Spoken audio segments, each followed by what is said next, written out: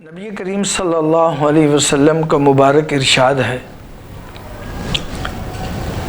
اس ارشاد مبارک کو سیدنا ابو ہریرہ رضی اللہ تعالیٰ عنہ نقل فرماتے ہیں. ارشاد فرماتے کہ حضور انور صلی اللہ علیہ وسلم نے ایک موقع پر ہدایت دیتے ہوئے ہمیں ارشاد فرمایا کہ ولا تلقوا الرکبان لبیع ولا یبع بعضکم علی بیع بعض ولا تناجشوا ولا یبع حاضر لباد ولا تصر الإبل والغنم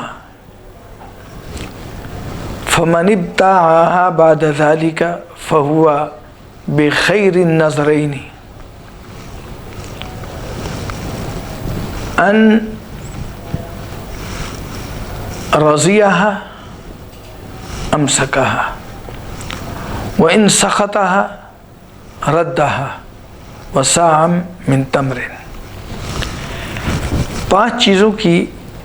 رسول کریم صلی اللہ علیہ وسلم نے ہدایت فرمائی اور تاجروں کو یہ فرمایا گیا کہ ان 5 چیزوں پر وہ عمل کریں اور ان سے وہ رکیں جو دنیا تجارت کے اندر بہت ہی اعلیٰ اخلاق اور اپنی تجارت کو وسعت اور دنیا کے اندر سے قحط کو ختم کرنے کا ایک بہترین آپ کا ہدایت نامہ ہے. 5 چیزوں میں پہلی چیز ارشاد فرمائی کہ ولا تلقوا الرکبان لبیع. فرمایا کہ دور دراز سے جب کسی شہر کی طرف مال آنا شروع ہو جائے تو اس شہر کے تاجروں کی وہ ہدایت ہے کہ وہ بڑھ کر آگے جا کر راستے میں منڈی میں یا شہر میں پہنچنے سے پہلے اس قافلے کو نہ روکا کریں اور روک کر ان سے وہیں بھاؤ تاؤ کر کے اس سامان کو نہ خریدا کریں، بلکہ سامان غلے سے تعلق رکھتا ہو یا کسی بھی تجارتی نوعیت کا ہو، ملک کے اندر کسی شہر سے دوسرے شہر یا کسی دیہات سے شہر یا دوسرے ملک سے کسی ملک میں سامان آ رہا ہو تو اس سامان کو پہلے اس شہر کی منڈی میں آنے دے تاکہ منڈی میں آ کر وہ بکے اور اس سے عوام کے اندر مہنگائی اور ذخیرہ اندوزی نہیں ہوگی، لوگوں میں سہولت پیدا ہو جائے گی. اس لیے فرمایا کہ ولا تلقوا الرکبان لبیع، کسی سامان کے بیچنے کے لیے اور خصوصاً اس کا تعلق زیادہ خورد و نوش انسانی ضروریات زندگی سے جن چیزوں کا تعلق ہے ان کی طرف زیادہ ارشاد مبارک یہ متوجہ ہے کہ ان اشیاء کو منڈی میں آنے سے پہلے راستے میں جب کہ وہ ابھی کنٹینروں پر سواریوں پر لدا ہوا ہو اور وہاں ان کا سودا نہ کریں. اس طرح کرنے سے معاشرے کے اندر مہنگائی اور ذخیرہ اندوزی کا ایک رجحان پیدا ہو جاتا ہے. ارشاد نبوی صلی اللہ علیہ وسلم ہے کہ ولا یبع بعضکم علی بیع بعض، کہ اس طرح مت کرو کہ تاجر کا گاہک کے ساتھ یا گاہک کے ساتھ تاجر کا معاملہ ہو رہا ہو، سامان کے خرید و فروخت کی 2 پارٹیوں کے درمیان بات چل رہی ہو اور تیسرا آدمی اس کو آ کر گاہک کو زیادہ آفر دے دے یا دکاندار کو، تو اس طرح تاجروں کی آپس کے اندر عداوت دشمنی پیدا ہوگی، اور پھر وہی سامان جس کے اندر ایک تیسرے شخص نے آ کر تاجر کو ورغلا لیا یا گاہک کو ورغلا لیا تو وہ چیز مہنگی ہو جائے گی، اس کی قیمت بڑھ جائے گی، جس سے عوام پر ایک اضافی بوجھ پڑ جاتا ہے۔ اور اس کا تعلق خرد و نوش کی چیزوں سے بھی ہے، اور اس کا تعلق پراپرٹی سے بھی ہے، اس کا تعلق دیگر اشیاء سے بھی ہے، لیکن سب سے زیادہ جو متاثر طبقہ ہوتا ہے غریب طبقہ، اور وہ سامان خرد و نوش، چینی کا بحران، گندم کا بحران، مسالہ جات کا بحران، آئل کا بحران، یہ جو روزمرہ کی اشیاء ہیں ان کا بحران جو پیدا ہوتا ہے، اس کے اندر ان چیزوں کا بہت زیادہ عمل دخل ہے کہ لوگ ملوں سے، فیکٹریوں سے وہیں مال بک کر لیا، اور وہ مال مل کا، فیکٹری کا منڈی میں آنے سے پہلے وہاں ان کا سودا ہو جاتا ہے، اور پھر وہ سارے کا سارا مال اٹھا کر وہ گوداموں میں ڈمپ کر دیے جاتے ہیں، جس کو احتکار بھی شریعت کی زبان میں فرمایا گیا ہے، ذخیرہ اندوزی۔ فرمایا کہ یہ بھی تاجروں کو نہیں کرنا چاہیے، بلکہ تاجروں کو عوام کی بھلائی کے لیے تجارت کرنی چاہیے۔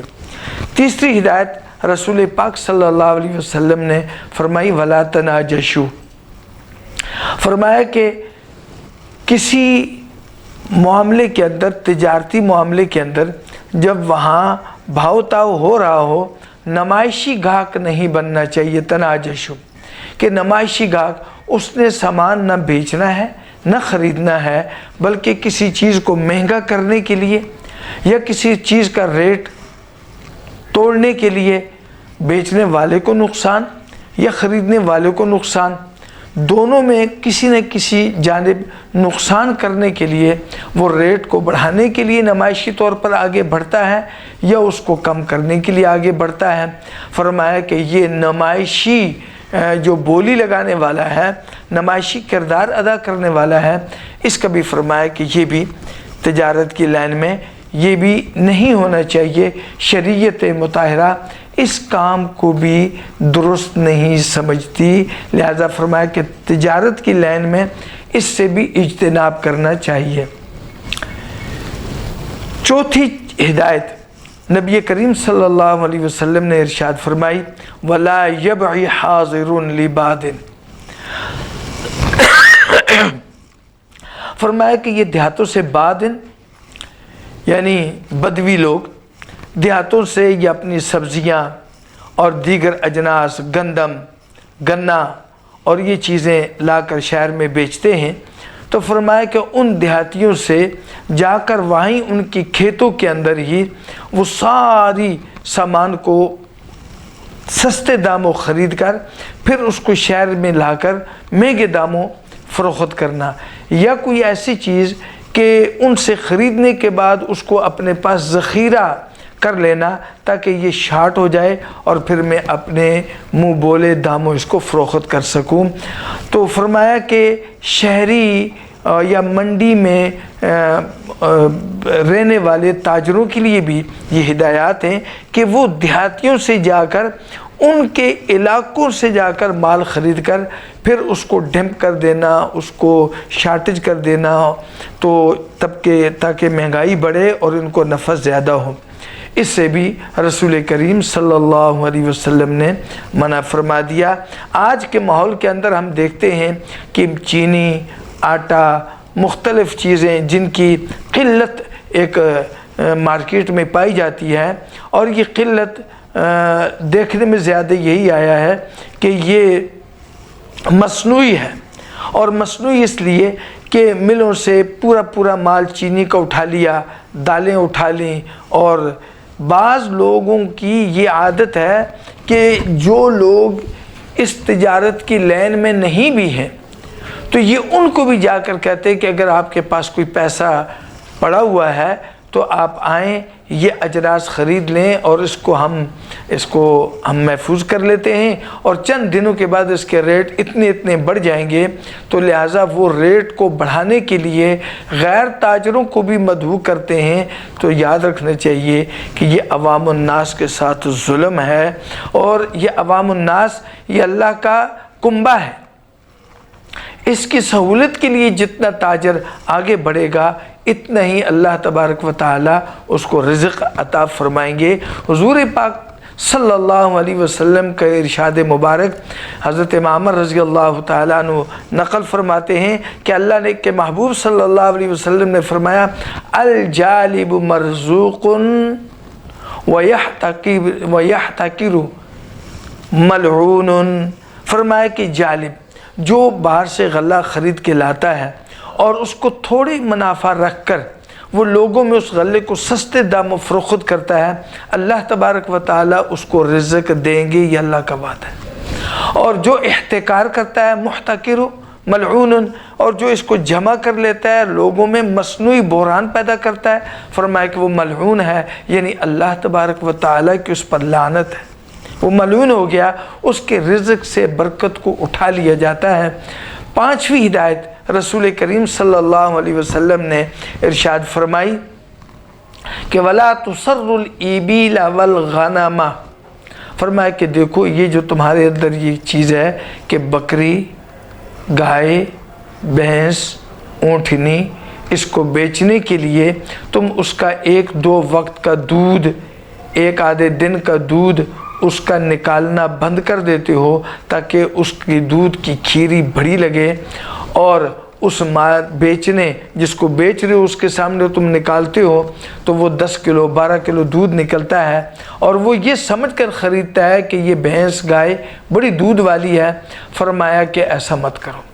بلکہ ایسا کرنا بالکل درست نہیں، یہ دھوکے کے زمرے میں آتا ہے، اور اللہ کے نبی صلی اللہ علیہ وسلم نے ارشاد فرمایا فَمَنِ ابْتَاعَهَا بَعْدَ ذَلِكَ، یہ کام دھوکہ دینے کے بعد اگر تم نے اس کو خرید و فروخت کر بھی لی، یہ بیچ بھی دی اور خریدنے والے نے خرید بھی دی، تب بھی اللہ کے حضور صلی اللہ علیہ وسلم نے ارشاد فرمایا کہ فَهُوَ بِخَيْرِ النَّظَرَيْنِ، اس کو اختیار ہے کہ یہ 1-2 دن اپنے پاس اس کو رکھ کر اس کا دودھ نکالے، بس جب دودھ نکال کر اس کی اصلی پوزیشن سامنے آ جائے گائے بھینس کی اور اونٹنی کی، تو اس کے بعد اس کو یہ اختیار ہے کہ ان رضیہا امسکہا، اگر یہ پسند کرتا ہے تو اس کو روک لے، وَإِن سَخَطَہا ردہا، اور اگر ناپسند کرتا ہے تو اس کو لوٹا دے، البتہ آخر میں دلجوئی کے لیے، جوڑ کے لیے فرمایا گئے وَصَاعًا مِّن تَمْرٍ، تو کوئی بھی کھجور ہے، گیہوں ہے، یہ چیزیں ہیں، یہ 1 سا جو آج کے زمانے میں تقریباً 4 سیر کے لگ بھگ ہوتا ہے، اور 5-6 کلو یہ بن جاتا ہے۔ فرمایا کہ یہ دلجوئی کے لیے یہ بھی اس جانور کے مالک کو دے دیا جائے تاکہ آپس میں مہر و محبت کا رشتہ قائم رہے۔ یہ شریعت مطہرہ کا میں حکم ہے، اگر ہم اس پر عمل کرنے والے بن جائیں تو آج جس بحران سے ہم گزر رہے ہیں اور وہ بحران پیدا نہیں ہوگا۔ وما علینا۔